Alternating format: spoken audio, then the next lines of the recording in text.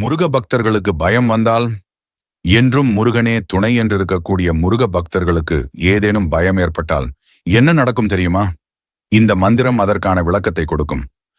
5 முகம் தோன்றின் 6 முகம் தோன்றும், வெஞ்சமரில் அஞ்சேல் என வேல் தோன்றும், நெஞ்சில் ஒரு கால் நினைக்கின் 2 காலும் தோன்றும், முருகா என்று ஓதுவார் முன்.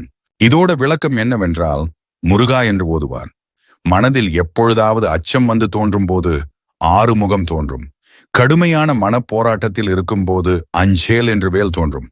மனதில் ஒரு பொழுது நினைத்தால் அவனது திருத்தாள் தோன்றும். முருக பக்தர்களுக்கு மனதில் பயம் ஏற்பட்டால், அதாவது அஞ்சி பயப்படும் போது 5 முகம் தோன்றினால் 6 முகம் தோன்றுமாம். மனதில் ஏதேனும் கலக்கம் ஏற்பட்டால் அஞ்சேல், அதாவது பயப்படாதே என்று முருகனின் கையில் இருக்கும் வேல் தோன்றும். நெஞ்சில் ஒரு கால் நினைத்தால் 2 காலும் தோன்றும். யார் முன்னே தோன்றும்? முருகா என்று ஓதுவார் முன். ஒரே ஒரு நிமிஷம் மனமுருகி முருகா என்று கூறினால் முருகனின் 2 கால்களும் கண்முன்னே தோன்றும். நீங்க பயத்தில் இருக்கும்போது முருகனை மனதார நினைத்து இந்த மந்திரத்தை ஒரு முறை கூறுங்கள். முருகர் துணை என்றும் உண்டு.